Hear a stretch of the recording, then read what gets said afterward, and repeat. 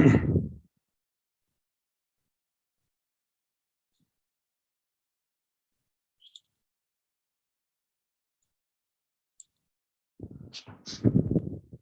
let us start with our prayers.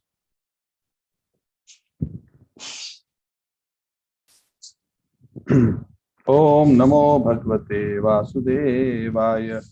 Om Namo Bhagavate Vasudevaya. Om Namo Bhagavate Vasudevaya. Narayanam Namaskritya Naram Chaiva Narottamam Devim Saraswatim Vyasam Tato Jayamudire. Nashtaprayeshu Vadreshu Nityam Bhagavata Sevaya Bhagavati Uttama Shloke Bhaktir Bhavati Naishtiki. कृष्णाय वासुदेवाय देवकी नंदनाय च नंदगोपकुमाराय गोविंदाय नमो नमः। ओम अज्ञानतिमिरान्धस्य ज्ञानाञ्जनशलाकया चक्षुरुन्मिलितं येन तस्मै श्रीगुरवे नमः। श्रीचैतन्यमनोभीष्टं स्थापितं येन भूतले स्वयं रूपः कदा मह्यं ददाति स्वपदान्तिकं। वन्देऽहं श्रीगुरोः श्रीयुतापदकमलं श्रीगुरून् वैष्णवांश्च श्रीरूपं सागरजातं सहगणा रघुनाथान्वितं तं सजीवं साद्वैतं सावधूतं परिजनासहितं कृष्णचैतन्यदेवं श्रीराधाकृष्णपादान् सहगणललिता श्रीविशाखान्वितांश्च हे कृष्ण करुणा सिंधु दीनबंधु जगतपते गोपेशा गोपिकाकांत राधाकांत नमोस्तुते। सप्तकांचन गौरांगी राधे वृंदावनेश्वरी वृषभानुसुते देवी प्रणमामि हरिप्रिय पंच कल्पतरुभ्यश्च कृपा सिन्धुभ्यैव च पतितानां पावनेभ्यो वैष्णवेभ्यो नमो नमः। जय श्री कृष्ण चैतन्य प्रभु नित्यानंद श्री अद्वैत गदाधर श्रीवासादि गौरभक्तवृंद। हरे कृष्ण कृष्ण कृष्ण हरे हरे, हरे राम राम राम हरे हरे। नमः ओम विष्णुपादाय कृष्णप्रेष्ठाय भूतले श्रीमते राधानाथ स्वामिनामिने नमः। विष्णुपादाय कृष्णप्रेष्ठाय भूतले श्रीमते भक्तिवेदांत स्वामिनामिने नमस्ते सारस्वते गौरवाणी प्रचारणे विशेष शून्यवाद पाश्चात्य मुखं करोति वाचालं पंगुं लंघयते गिरिं यत्कृपातमहं वन्दे श्रीगुरुं दीनतारिणं परमानंद माधवं श्रीचैतन्येश्वरं। हरि ओम। हरे Krishna. So welcome to everyone. Also a happy Ekadashi, that to a very special one. Today is Pandav Nirjala Ekadashi. So this Ekadashi is especially special, mentioned in the scriptures, that by observing this Ekadashi, especially without water, one gets the fruit of following all the Ekadashis of the year. Also, we are fortunate today. The Saturday class happens to be on the same day, so this is also very wonderful. It is also very auspicious. Any additional seva on this day, in whatever way, especially to give charity. So I took the opportunity through one devotee to feed some cows in Vrindavan. So it's always very auspicious. We do some special, we get special blessings of the Lord by pleasing Him. So in whatever way, either by chanting extra rounds, by reading more, by serving more, whatever way, that is wonderful. So today we'll be discussing chapter 19 of the 4th canto. This chapter is one of the most wonderful chapters. This one and the lessons from this chapter, which come in the subsequent chapter, is a very, very special episode from the Srimad Bhagavad. This pastime is not very well known, but it has many profound, deep lessons, especially for devotees. And we will come to the lessons and what this is about as we progress through the pastime.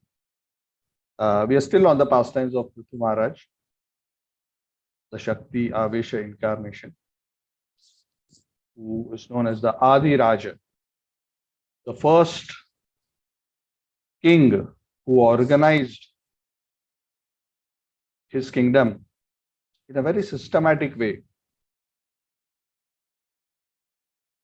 who performed his governance as well as organized the kingdom in a very structured, organized. So he is celebrated as Adi Raj, the scriptures.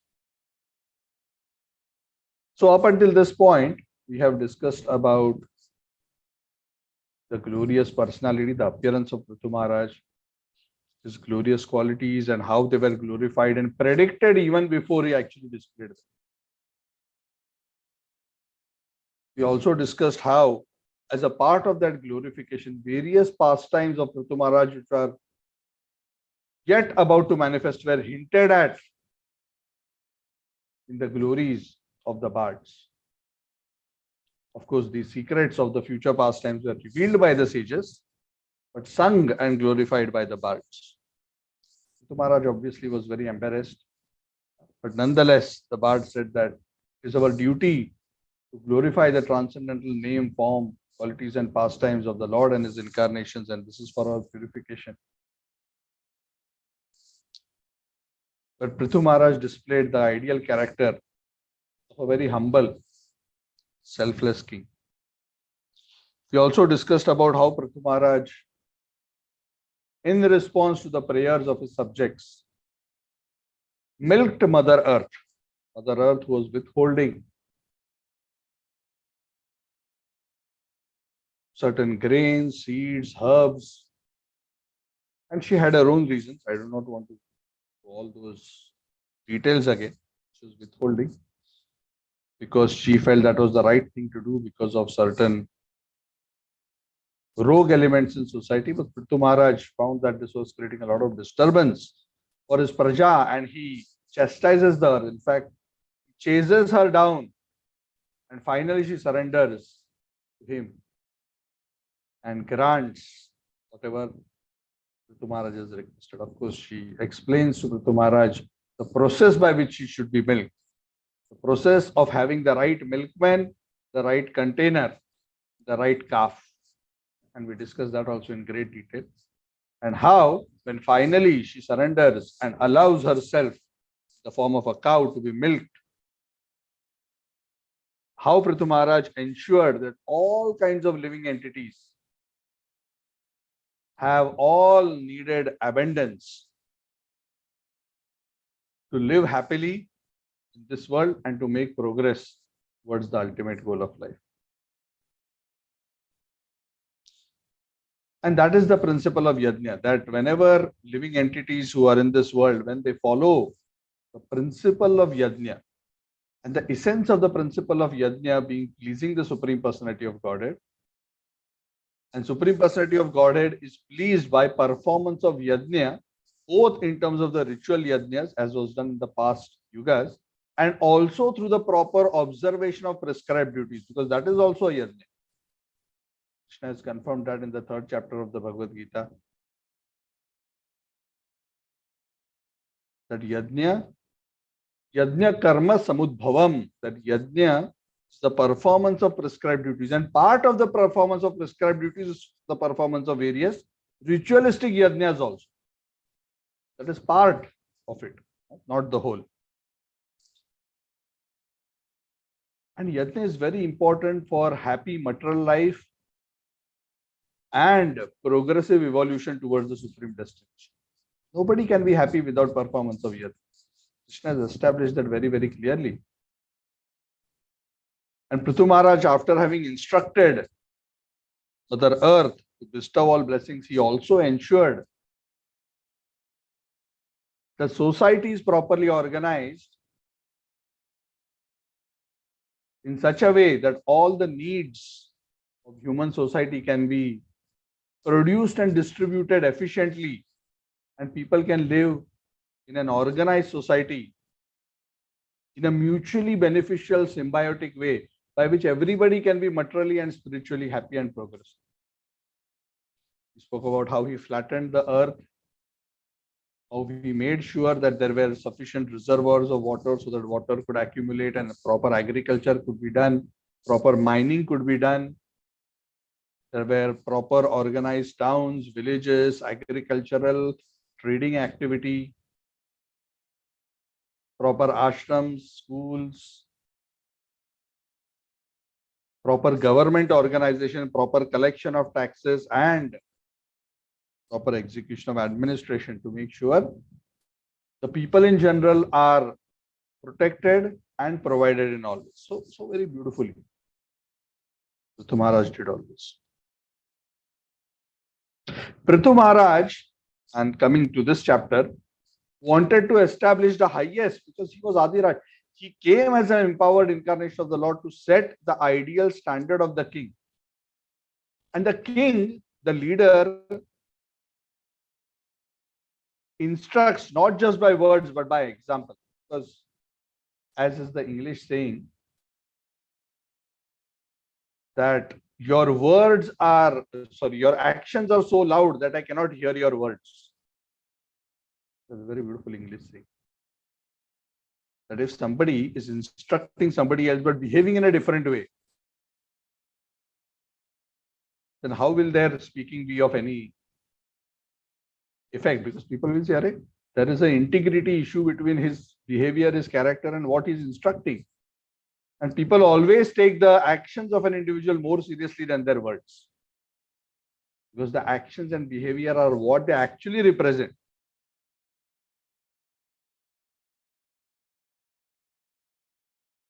So to set that right example, Maharaj Prithu embarked on performance of some grand yajnas.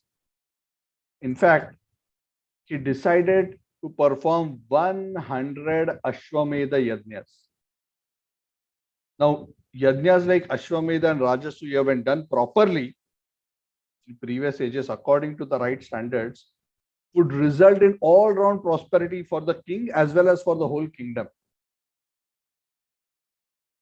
These are very, very extraordinary yajna performances, which ordinary kings cannot perform. Very, very extraordinary personalities can perform.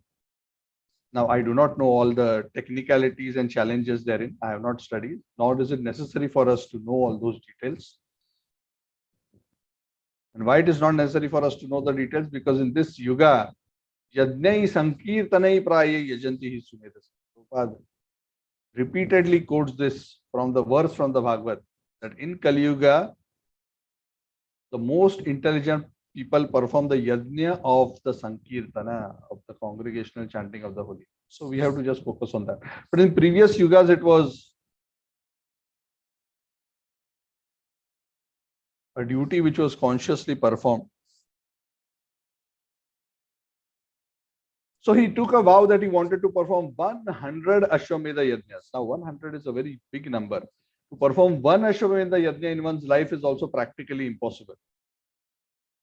100 Ashwamedha yajnas is inconceivable. It is a very, very, very big feat in terms of karma kanda to perform 100 Ashwamedha yajnas. In fact, scriptures say, he who can perform 100 Ashwamedha yajnas successfully acquires the karmic punya, the merit to become Indra, occupy the position of Indra. So even to occupy position of Devatas, one requires the necessary punya, get promoted to that position. Because many people want to perform 100 Ashwamedha yajnas, but hardly anybody is successful.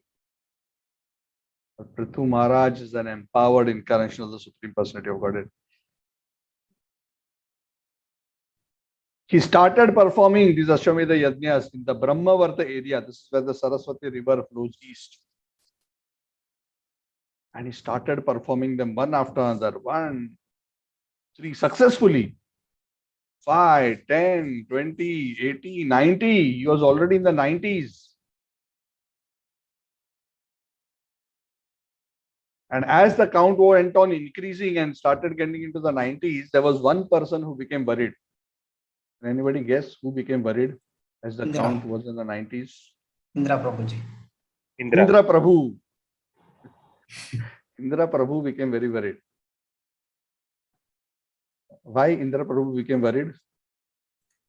Yes, he can take his position. Prithu Maharaj. Yes. We always become very happy when others make progress until the point that their progress starts threatening our position. Yes. This is the problem of material mentality. Anyway, we'll discuss this point in great detail because this whole chapter is about this principle. So let's go through the past time and then we'll explore this principle in great detail because this is the great lesson for us.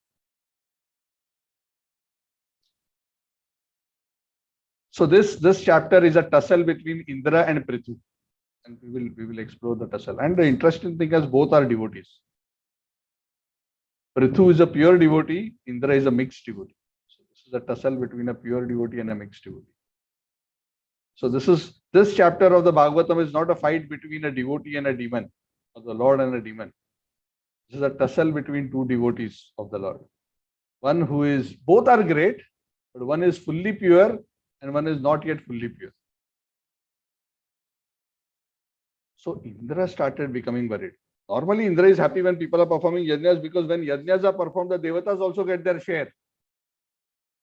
So Indra is of course benefited from the yajna. So in that sense, he was happy, but his worry was something else.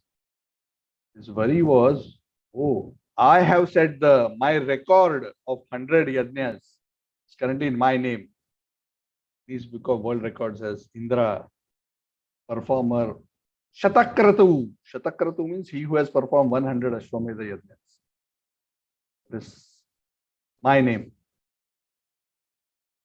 The current Indra, his name is Purandar. Because Indra is a position.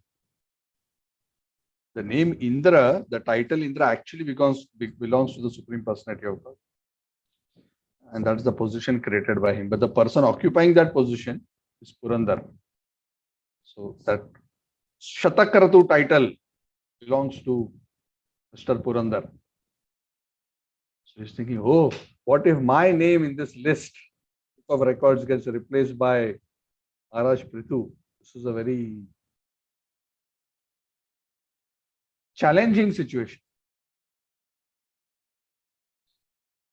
Anyway, we will come to this. So he was already getting worried. It was a build-up. 80, 90, 91, 92, 93. Indra's temperature is increasing in his head.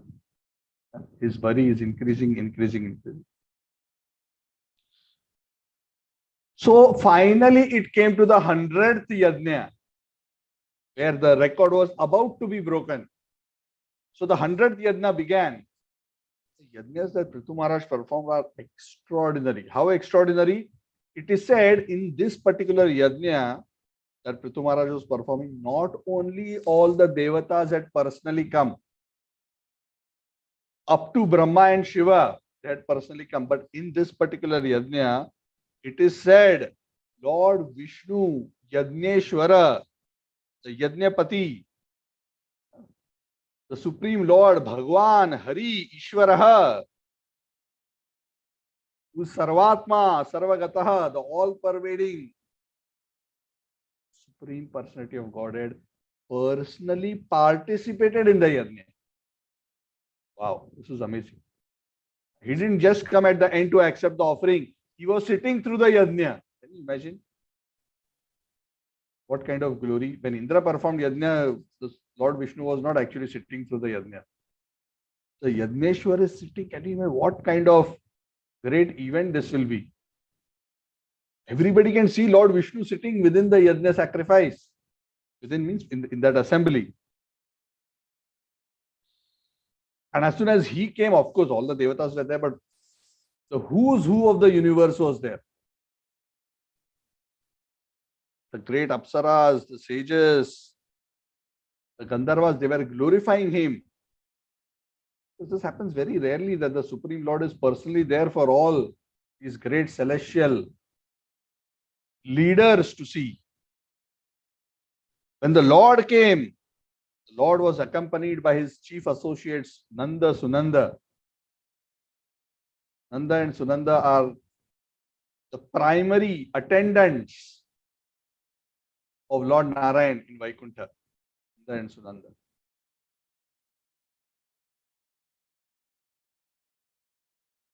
They are almost like his personal attendants. Call them bodyguards, you want to call them personal assistants, executive assistants, whatever you want to call them. They are his immediate parshads, Nanda Sunanda.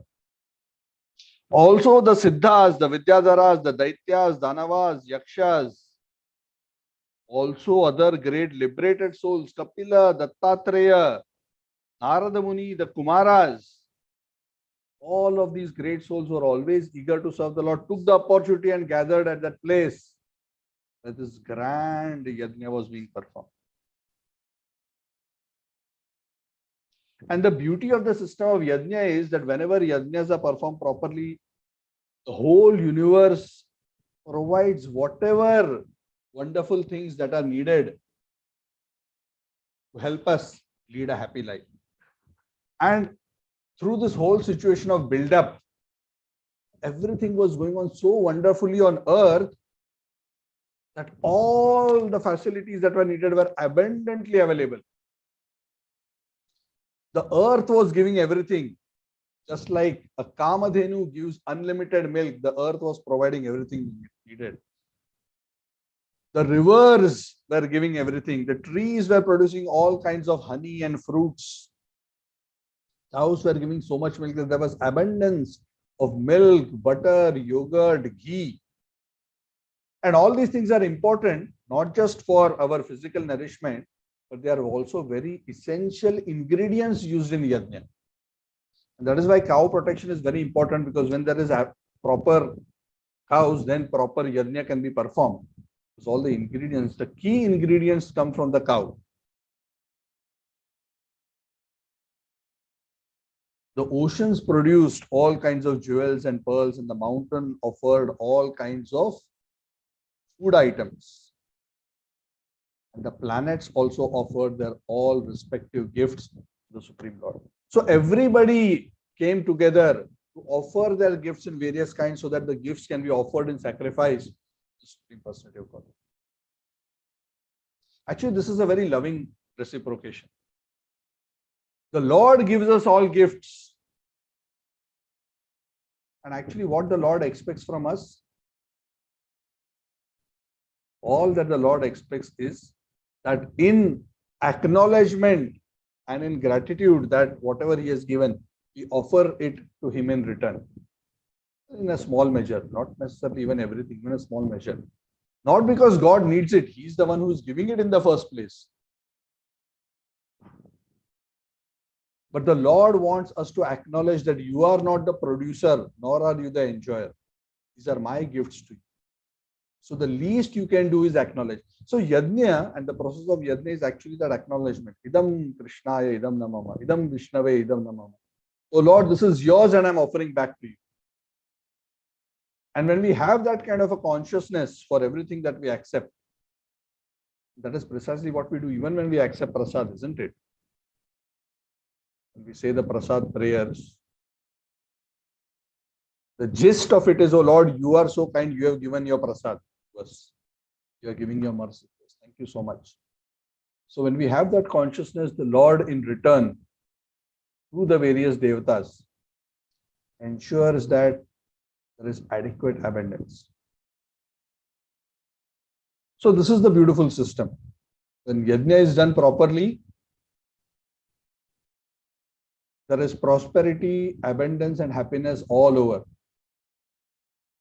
And the expectation is all that prosperity and abundance which is available be engaged in the Lord's service. Then that will produce more abundance. And again, that is engaged in the Lord's service. So it's a cycle. Paraspara bhavayantam. That is what the third chapter of the Bhagavad Gita explains. So everything was going on very, very wonderfully. Everybody was happy. Everything was wonderful. But there was only one person who was very disturbed. Mr. Purandar, who was sitting on Indrasan. He was walking to and fro. What to do? What to do? Huh? Correct? Just like any incumbent leader of a country, a prime minister, president, will become very worried when he sees the opposition party becoming very popular. He sees that the opposition is going to get more votes and I will not get re-elected in the next term. hyperactive in their mind, thinking what I can do to foil the progress or the forward march of my opposition. Prithu Maharaj was not worried because Prithu Maharaj was neither attached to his position, and also he understood that I am here fulfilling this role because the Lord has sent me. The Lord has empowered me to perform this seva. Prithu Maharaj was attached to the service, not to the position. And actually, in Prithu Maharaj's mind, he was not even aspiring for Indra's position. It was Indra who was worried. A person who's attached to something and who has a material mentality starts thinking that all others who are doing similar activities like himself are doing it for the same materialistic purpose as what he is attached to. This is a very interesting psychology. Prabhupada would describe this by saying, putting the Sanskrit phrase, Atmavat manyate jagat. One thinks of the world to have a similar mentality like oneself. Because one has a particular type of mentality. When he sees somebody else behaving similarly, he thinks, oh, yes, he also is thinking like this. He also wants this. Actually, that may not be true. As it is said, the world is like a mirror of one's own consciousness. That is why sometimes we even attribute false judgments even to great souls. Because we think, I will do like this when I have this kind of a material desire. We think just because a great soul is doing that, he is also impelled by that material desire. And then we judge and we criticize and we commit offenses. Actually, Prithu Maharaj was fully surrendered to the Supreme Lord. He was not interested in anything. He was doing it exclusively for the pleasure of the Lord because he was specially sent by the Lord to execute the seva on his behalf, of setting the example of the ideal king. And his whole endeavor of performing the 100 yajnas was not for becoming Indra or not even for showing off. It was just to please the Lord and make sure all his citizens are happy. That's all. Prithu Maharaj had nothing else in mind. But still, Indra felt threatened because he did not want anybody to excel him. So Indra, his mind became hyperactive. What to do? And as the 100th yajna was going on and he couldn't think of any way to, he wanted to disrupt the yajna, but how to just disrupt the yajna? He cannot go and stop them. There is Brahma, there is Lord Shiva, there is Lord Vishnu sitting in the yajna. But he became so overcome with envy. He was so desperate to stop this 100th yajna that in his desperation, do you know what he did? He became invisible by his mystic power and he came into the yajna area. He came to the area where the horse, the Ashwa, for the Ashwamedha yajna was tied. Because the Ashwamedha yajna cannot be completed without the Ashwa. And the Ashwa is utilized at the end of the success of the ritualistic performance. He came there, he loosened the horse and stole and ran away the horse. So he actually became a thief in that assembly. Can you imagine? There is Lord Vishnu, Brahma, Shiva, all the devatas, sages, everybody. But the who's who of the universe is there. And Indra comes like a thief hiding in a subtle invisible form and steals the horse and runs away. The great sage Atri Muni, who was one of the priests who was assisting with the performance of the yajna, he saw, because of his mystic power, he could see that Indra is stealing. And he quickly pointed into the sky saying, yes, see. Indra, taking an invisible form, is stealing the horse. Stop him.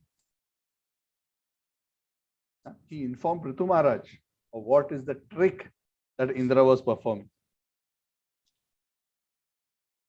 Prithu was not disturbed. Prithu's son instantly took his bow and arrow. And this son was also not ordinary. The son of son of Prithu immediately followed Indra with great anger and he started chasing him.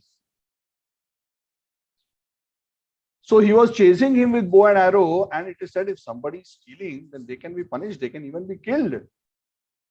So Prithu's son chased Indra. Indra was trying to run away with his mystic powers, but this son was also so powerful that he was able to chase Indra, and he came to the point of actually finding Indra, and he was about to shoot Indra with his arrow. Not ordinary arrow, some celestial weapon. The details are not mentioned here, but he was in a position to kill Indra. But just as he was about to do that, to protect himself, Indra transformed himself from his Devata form into the form of a sannyasi.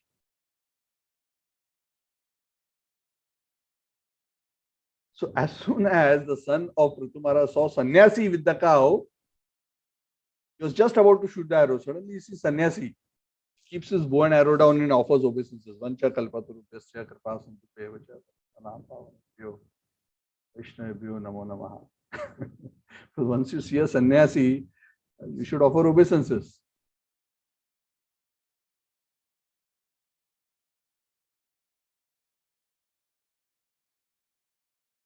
So in that way, Indra saved himself from being killed by taking the dress of a sannyasi. He had a matted locks, he had ashes.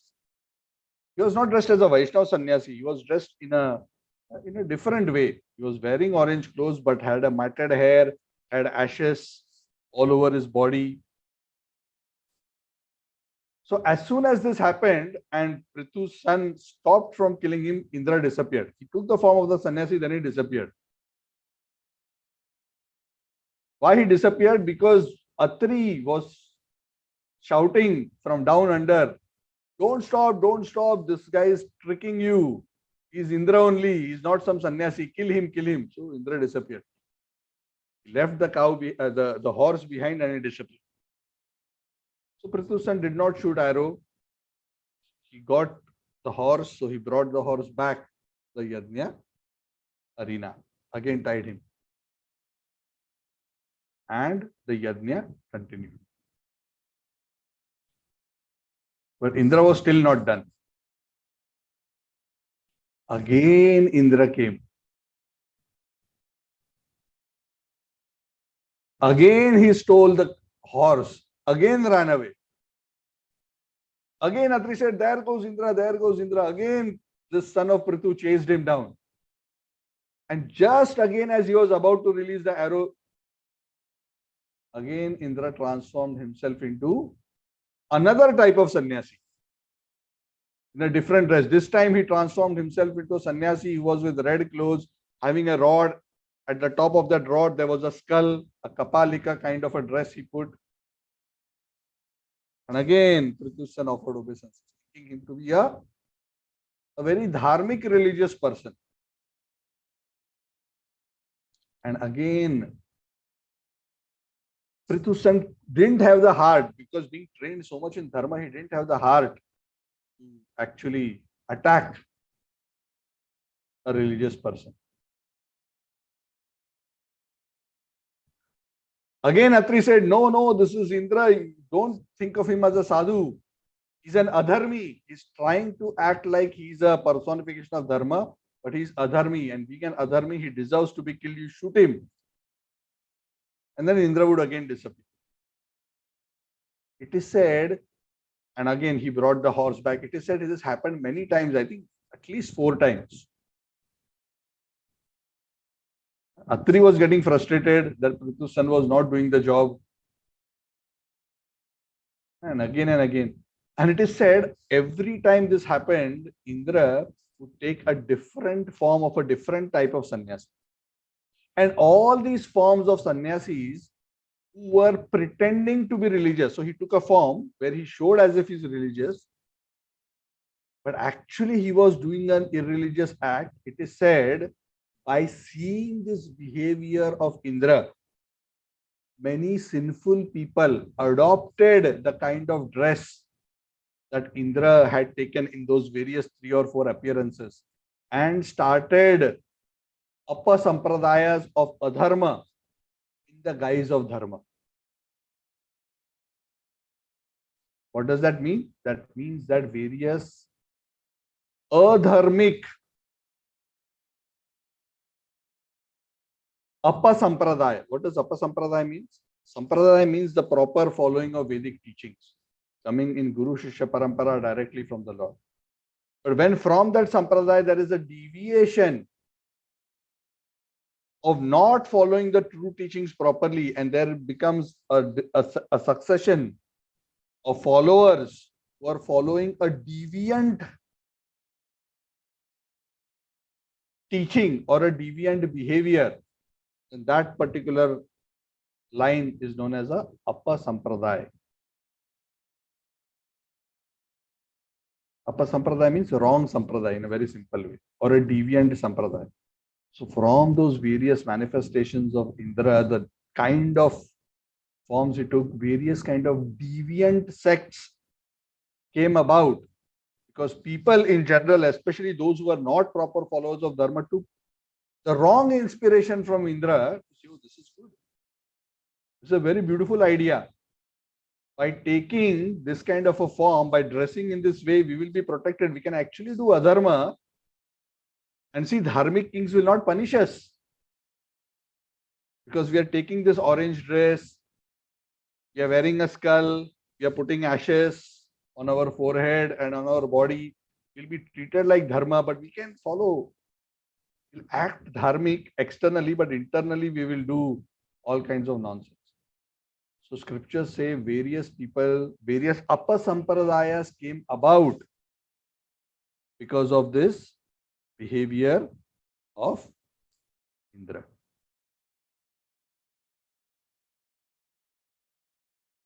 Of course, Indra's son, Prithu's son, because he retrieved the horse multiple times by scaring Indra, so to say, he became famous by the name as Vijitashva, he who won the horse back from Indra, because no small act. To scare Indra and take back the horse from him, who can do? Indra is one of the foremost amongst the powerful warriors. So the fact that he became afraid of the son of Prithu was very impressive on the part of the son of Prithu. Prithu was silent until later. He said in the third chase,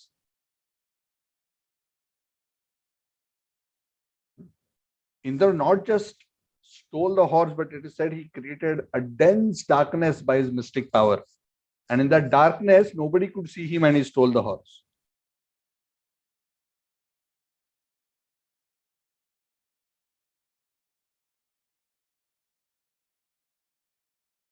So this happened multiple times. And because of this improper behavior of Indra, when Prithu realized that this is happening again and again, and Indra is being persistent in his effort to create disturbance, and he realized that his son is not doing the job. And Prithu Maharaj also realized that Indra's repeated behavior of creating disturbance is also creating so many pseudo-religious groups. And in that way, actually, adharma is being propagated. So when Prithu assessed the situation, he saw the danger. The sages also were saying that, this is not a good situation. So Prithu decided that I myself will kill Indra now, because my son is becoming too humble and gentle. This situation, a stern action is needed, because Indra is not giving up his endeavor to stop. So Prithu Maharaj took up his bow and arrow and he was about to kill Indra. He was capable. But suddenly the sages, they stopped and requested Prithu Maharaj, please, please. We know you are capable of killing Indra, and if your son did it, it was okay. But you are Yajman. You are performing the yajna. It is not proper in the middle of the yajna that you go and kill Indra. Because this is sacrifice. This yajna is Ashwamedha. This is a sacrifice of the horse. This is not Indra Medha. This is not a sacrifice of Indra. So if you go and kill Indra, it will spoil. It is not proper for you to do this. But Indra deserves to be punished. So you don't soil your hands with blood. Let us do the job. The sages told him. So what we will do? We will chant certain mantras in such a way that Indra, who is hiding, will be forced and pulled down from his position. Anyway, Indra has now become weak because of performing the sinful action. His power has become weak, and now with the power of our mantras, we will pull Indra from wherever he is and forcibly make him enter into the sacrificial fire, and we will burn him to death. So you just sit peacefully, you continue the yajna, we will do whatever is needed to be done. You don't have to take up your bow and arrow. And the Brahmanas in those days had that power. So Indra started trembling in fear. Arre Bapre, I am thinking of one thing now, a huge calamity has come. I was thinking of saving my position. Now the situation has come that my life is also at threat. Because he went too far. So he became very worried. As this very dangerous situation came and the priests were chanting the mantras and were about to offer the oblations into the fire to kill to kill Indra, Brahmaji was also sitting in that assembly. He assessed the whole situation and realized this is a big, this is a very difficult situation. This is a very challenging situation. Because Indra will get killed as soon as these oblations are offered. But that is not something which is good. It is not good for the universe at this point, even though Indra is at fault, for Indra to be killed. So immediately Lord Brahma intervened into the situation and he said to the priests, do not kill Indra. Please understand that Indra, as Devata, even though he is a Jiva, even though he is Mr. Purandar sitting as Indra, because he is occupying the position of Indra, this position of Indra is part of the Vishwaroop of the Lord. He is playing a particular role in the administration of the universal affairs. He is part of the Lord's body, Bhagavat Tanu. So it is not proper to kill him. And also Yajna is also meant for satisfying the Lord and also all the Devatas. And he is one of the Devatas. So how can you kill him as part of the Yajna? That also will be against the principles of Yajna. In fact, the Devatas are part of Indra's body because he is the chief of the Devatas. So this will be, actually a very problematic situation. On one hand, you are offering an oblation to please the Devata, but as the oblation, you are offering the Devata himself. This will be a very problematic situation. So halt. Please don't do all this. Don't set this kind of precedents. I know you are capable of doing this, but this will mess up the whole universal system. So this is not desirable. So Brahmaji intervened and forbade the priests from doing this. Brahmaji continued. He said, yes, Indra has repeatedly obstructed. He has done dharma vyatikaram. Dharma vyatikaram means he has transgressed the rules of dharma. But please understand, that if you continue to oppose Indra, because Indra is so hell-bent on protecting his position and honor, rather than it having a positive effect, Indra will continue to do his stubborn resistance and create more havoc in the universe. What kind of havoc? He will further misuse his powers. And already based on what we are seeing, he's creating irreligion and he's increasing irreligion every time he's trying to spoil the sacrifice. So that is the danger.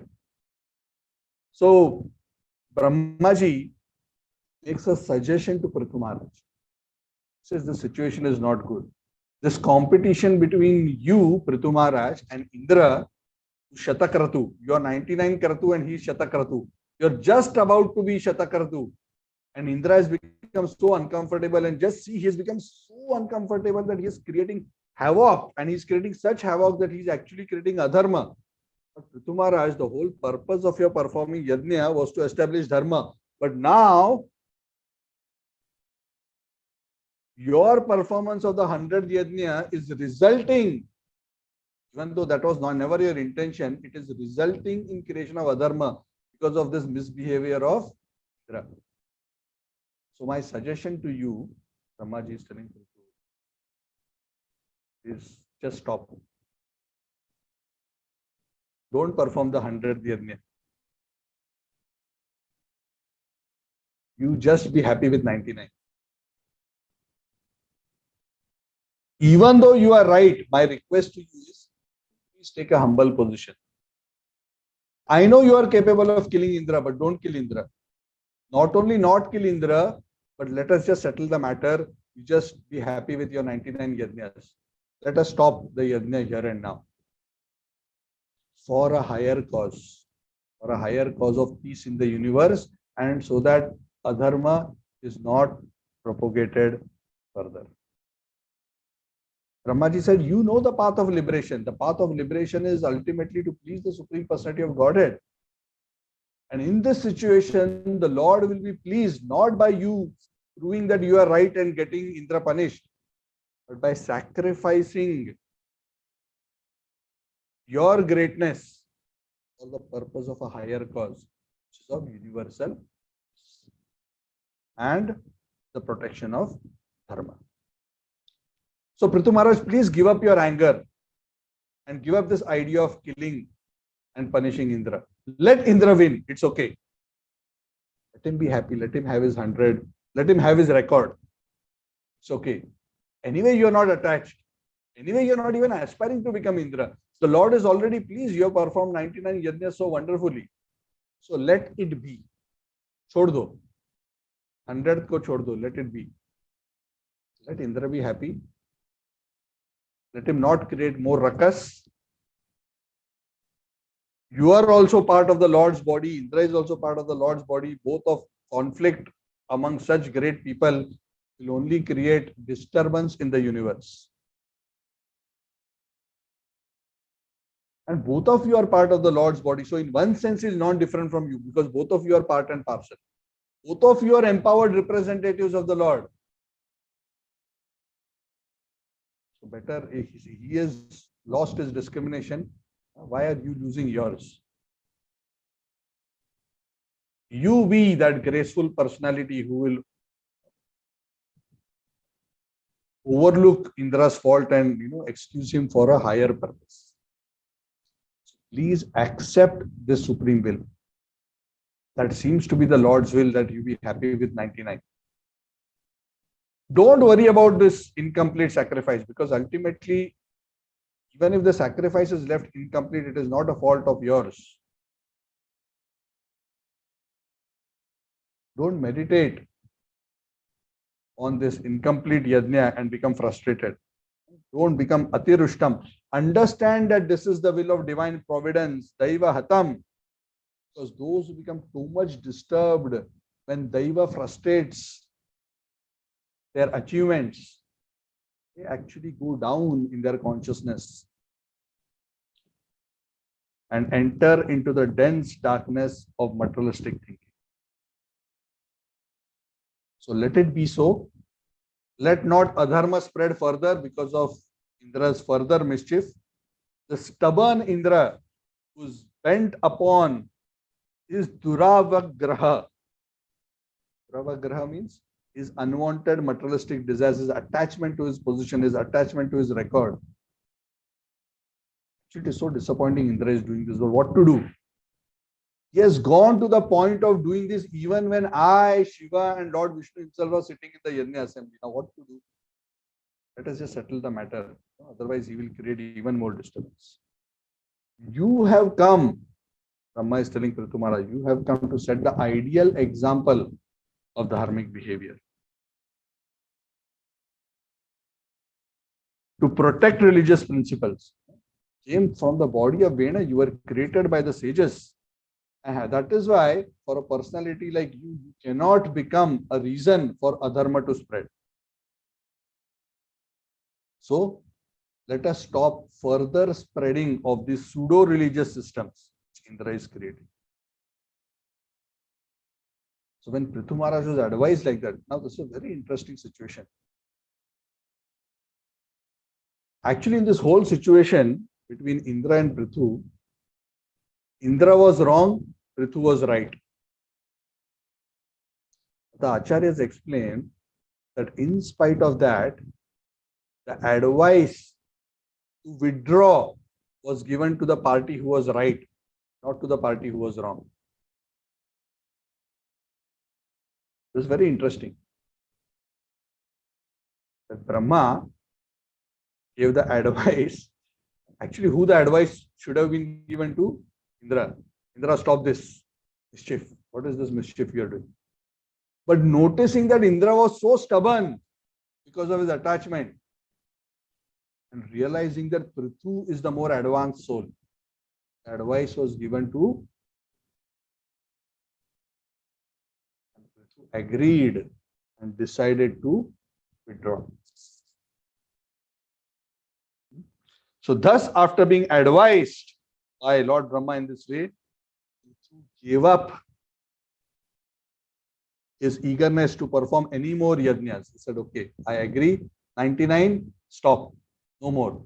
Because now doing more yajnas is creating more disturbance than good. So what is the point in performing more yajnas? The whole purpose of my yajnas was to establish dharma. But doing any more yajnas, if it is going to create more disturbance, then better I do not do. So he reconciled and he agreed to not do. And he gave up the desire and he made peace with Indra.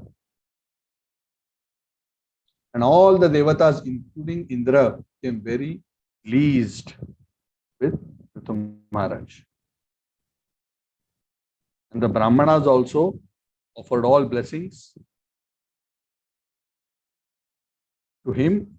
The particular 99 sacrifice was completed. Prithu Maharaj performed the Avabhrita bath, which is performed by the Yajman at the end of all the sacrifices. He gave Dakshina to all the Brahmins and offered them respects. The Brahmins in return, along with all the assembled Devatas, Pitris, sages, became satisfied and gave blessings to Prithu Maharaj. So this brings us to the end of this chapter. Actually, the pastime has not ended. The pastime continues a little bit further in the next chapter, because the next chapter is that where Lord Vishnu, who is seeing all this, who is witnessing this conflict, this very difficult situation between Indra and Prithu, and sees this very exemplary behavior of Prithu Maharaj, who, in spite of being right, took a step back just to resolve the matter for the greater good of everybody involved. He becomes very pleased and he appears and gives his darshan and has a very wonderful conversation with Prithu Maharaj. That is the subject matter of the next chapter, of how the Lord appeared and what the Lord spoke.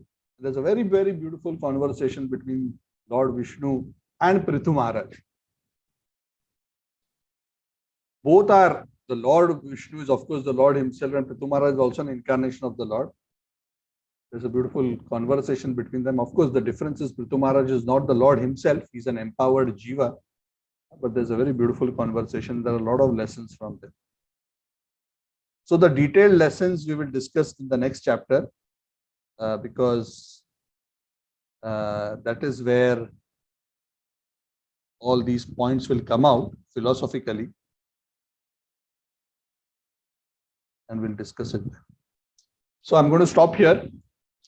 So anybody who has any comments, any questions, or anybody wants to share or add anything, you're welcome.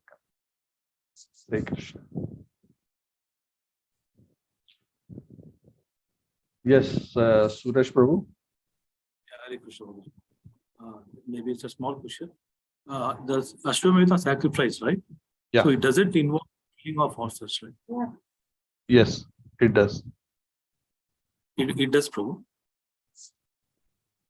Yes, at the end of the sacrifice, the horse is sacrificed at the end after all the rituals. You want to perform? No, Prabhu. I got it. So the horse will get a new human life, right? Yes, the horse immediately gets a higher life. If the yajna is performed properly, see, Vedic yajnas are very powerful. Vedic yajnas don't lead to misfortune of anybody. So when the yajna is performed properly and the horse is sacrificed at the end properly according to the rituals, the horse gives up the old body of the horse and gets a higher species immediately. So the animal, when he is sacrificed in yajna properly, actually leads to good fortune for the horse also. So it is not that the horse loses out on being sacrificed. So when it is done properly, it leads. So that was the Vedic system in the olden times. When certain animals were sacrificed in very specific yajnas. In general, the Vedas forbid animal sacrifice. There are only very, very specific ceremonies where certain animals are slaughtered in a ritualistic way. And when that is done according to the proper rituals, it leads to that animal getting a higher form. So that is why that is not considered violence. Because when there is violence, then somebody loses something. In this case, they get a higher form. So for example, if I lose my body, but I get birth in a higher planet, is that bad or good? It's good because I got a higher species in a higher planet. And that happens practically instantly as soon as the horse is sacrificed. Yeah, Prabhu, the second chapter where Krishna tells that if you kill your Bhishma Deva and Dronacharya, they'll get the new bodies because their bodies are used. Very good. And the second question, Prabhu, I forgot that term which you told. The mainstream dharma is there, right? So Jainism and Buddhism are still, if you take similar like what Indra did, right? Sorry, what is the question? Like Indra showed different forms of sannyasis, right? So people started getting influenced and they started adopting those things. So if you see like Jainism and Buddhism, like they are incarnations of God, right? Rishabhadeva and Buddha himself. But is this the same case, Prabhu? What does same case mean? That sampradaya deviation from. So Rishabhdev is not a sampradaya deviation. Rishabhdev is a perfect example as an incarnation of the Supreme Personality of Godhead. But some of his followers, they did not stick to the Vedic system. They formed their own system. And they came as an Apa Sampradaya. Apa in the sense that not Vedic. The Jain system is a follower of Rishabhdev. So they take certain aspects of Rishabhdev's teaching, but not all aspects of Rishabhdev's teaching. And they actually reject the Supreme Personality of Godhead. So that is why it becomes Apa Sampradaya. Yeah, Buddhism is a little different because the Buddhist teachings themselves do not accept, they actually reject the Vedas. So Prabhupada explained it in this way, as far as Buddhism is concerned. Prabhupada explained that just like in this particular instant, in olden times, when the yajnas were properly performed, the animals would get a new birth immediately, right? Properly, and they would be elevated to a higher species. But the point is, if the yajna is not properly performed, if the brahmanas are not properly qualified, if the mantras are not properly performed, what will happen? The animal will get slaughtered, but the animal will not get a higher birth. So what happens? The sin of killing the animal will come to the brahmanas and the yajman. Correct? You understand? See, these are all risky things, right? It's like you're doing something, but you cannot get the result, and then whatever damage is caused in the process, you're responsible for it. Yes? Correct? Yes. That is why the scriptures say in Kali Yuga, Ashwamedha Yajna is forbidden. So Ashwamedha Yajna is banned in Kali Yuga. Why? Because in Kali Yuga, nobody is qualified to sacrifice animals like this. So in general, animal sacrifice is forbidden. Why? Because not because there's a problem, in the original ritual, the problem is nobody is qualified to perform that ritual in Kali Yuga. Because nobody is qualified, one should not do. So what was happening at the beginning of Kali Yuga is many people were performing these kind of sacrifices of animal killing in the name of the Vedas, and a lot of violence was being done in the name of the Vedas. But because there was no one qualified, there was only simply violence. This was all just creating disturbance, and people were deviating from the Vedas, and they were getting into animal killing in the name of sacrifice and eating the animals. And that is why it is said that the Lord took incarnation as Buddha to stop all this. So when the Vedic sacrifices were being used for adharma rather than dharma, the Lord himself came and stopped people by saying, don't follow the Vedas. And in that way, he stopped the violence. So ultimately, the principle is to follow dharma. When people start abusing scriptures and ceremonies for their own sense gratification, then the Lord himself comes and even stops that. So abuse of something is also bad. And we see that nowadays, right, in so many religious systems, not just in the Vedas, but even other religions, how there's so much abuse and misinterpretation and so much violence in the name of religion. So all these things are actually symptoms of Kali Yuga. And that is why Krishna in the scriptures is upfront given that in Kali Yuga, chanting of the holy names is dharma. You perform your prescribed duties as per your varna and ashram, if you can, because that also is in so much chaos in Kali Yuga that people don't even properly understand or follow their varna or ashram.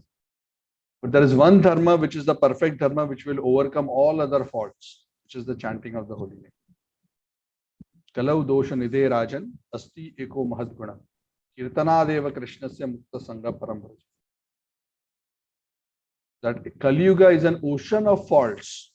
It is so difficult to even follow dharma in Kali Yuga because nobody first knows what is their dharma. And even if they know, they cannot follow the dharma properly. So it becomes very difficult to follow dharma. And that is why the best way in Kali Yuga is to take shelter of the Lord by chanting his holy names. Kirtanad eva krishnasya mukta sangha param brajit. Simply by taking shelter of the Sankirtan movement. Kirtanad eva, by kirtan of krishnasya, of Krishna. Mukta sangha, one becomes free from all sins and material attachments. Param brajit, and attains the supreme destination. So even though Kali Yuga is full of so many faults and so many duties are for so many sacrificial performances are forbidden, one sacrifice is recommended, which is Harinam Sankirtan. Okay, so you get the broader picture. The Lord's instructions are according to time, place, and circumstances. And in Kali Yuga, because it's such a messy situation, the Lord's instruction is just Manmana bhav mad bhakto madhyaji mam namaskar. Just do that much. Sarva dharman parityajya mam ekam sharanam vraj. Just take shelter of me, and you take shelter of me by chanting the holy names. Kalau tad hari kirtana. Krite yadhyayato vishnum tretayam jato mathai. Dwapare paricharyayam kalau tad hari kirtana. The attainment of the Lord, which was possible through meditation in Satya Yuga, through the performance of elaborate sacrifices in Treta, and through deity worship in Dwapar Yuga, is possible simply by chanting the holy names of the Lord in Kali Yuga. So just do that. Other things can be done, but they are supporting. Primary is chanting the holy name. We are not rejecting deity worship. We are not rejecting all kinds of yajnas. Of course, Ashwamedha is forbidden. Animal sacrifice is forbidden. But other yajnas can be performed. But they are not powerful enough to elevate one towards the supreme destination. In Kali Yuga, those can be secondary. All those processes are secondary. The primary process is chanting of the holy names. And all the secondary processes are ultimately energized by the chanting of the holy name. Whether it is deity worship or it is performance of other yajnas. Without the chanting of the holy names, no other process can give its proper result. The supreme process is Harinam.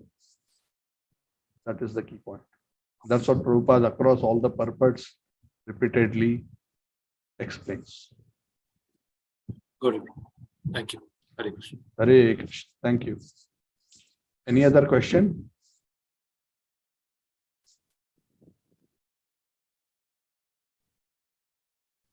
Okay, so thank you all. So tomorrow the breakfast, please, according to your local time, breakfast for those who are in Malaysia, it is I think 7:04 a.m. up to 10 something or 11 something. India, I think 6. India, again, it depends on which part of India you are, but it's something 6 a.m. onwards. If you want to be safe, you can break your fast around 7. But otherwise, you can refer to your local calendars and check. So thank you very much on this auspicious occasion of Pandav Nirjal Ekadashi. We request the Lord to bless all of us for this yajna of hearing and chanting his glories in the form of this beautiful pastime from the Srimad Bhagavad of Prithu Maharaj. And we hope and seek the Lord's blessings that we may also become purified like this.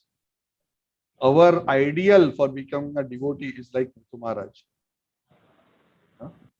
We no disrespect to the great soul Indra, Purandar, Indra, no disrespect to him, but we want to learn from his mistakes that if we are not fully purified, then even as devotees, we can make so much mistakes and we can still become fraught with envy. This envy is a big disease. This envy is a big disease, and this disease, even as devotees, if you are not careful, we can fall prey to this kind of a disease of envy, and we can commit mistakes. Not just mistakes, we can commit offenses. And this is the main reason why devotees get stuck in their spiritual journeys, or sometimes even fall down from their spiritual journeys, is because they become envious of other devotees. This is the very big lesson from this particular pastime. That is why I said, as sadhaka, this lesson is important. Because sometimes we become envious of the spiritual glory and progress of other devotees. And then we criticize them and try to pull them down. And that becomes the cause of arresting our progress. Their progress doesn't become arrested. Our progress becomes arrested by an envious, offensive mentality. So we have to be very, very careful of that. Okay. Thank you very much. So I just want to remind that coming Wednesday, we are starting our series of Chaitanya Pravaha. We'll have the introductory session. I also want to announce that one of the senior most ISKCON devotee in Malaysia, who's also the co-regional secretary, the top organizational leader in Malaysia, His Grace Chiranjeeva Prabhu, will be racing next week, and he'll come and give us an inaugural address before we start our Chaitanya Pravaha series. So he has very graciously agreed to come and speak for a short while and give an introduction. And after that, we will start with our katha. So just wanted to let you know that Chiranjeev Prabhu, both His Grace Chiranjeev Prabhu and His Grace Himeshwar Prabhu are the regional secretary for ISKCON Malaysia. And they work under the GPC. So he has very kindly agreed. He's a very senior devotee. He's a devotee since the time of when Srila Prabhupada was on the planet. So since 1976 or 77. But before he could get initiated by Prabhupada left the planet. So, but nonetheless, he's been around for so long, more than 40 years. So we'll get his association. So please join us for the Chaitanya Pravaha, and also if you think any other devotees who may be interested beyond this group, who may be interested in joining this session of discussing the pastimes of Lord Chaitanya Mahaprabhu, feel free to share that invitation with other devotees. Okay, so we will meet on Wednesday. I have a tight schedule on a few Sundays, so I'm not doing the etiquette class tomorrow also because I have too many things. So just give a couple of weeks and we will resume that series soon. Thank you very much. Grantara Srimad Bhagavatam ki Jai Shri Prabhupada ki Jai Pandav Nirjal Ekadashi. Hare Krishna. Very much. Thank you. Good night. Happy Ekadashi. All devotees. Haribo. Hare Krishna and thank you, Prabhu. Thank you. Thank you. Thank you, everyone. Prashant Prabhu, nice to see you. Hare Krishna. Hare Krishna. Thank you, Prabhuji. Thank you. Haribol Ashwin, nice to see you. Hare See Krishna. Ashwin's mustache also. Hare Hari. Hare Krishna, everyone. Thank you. Sneha ji, Hare Krishna. Thank you. Amit, Hare Krishna. Have a good time.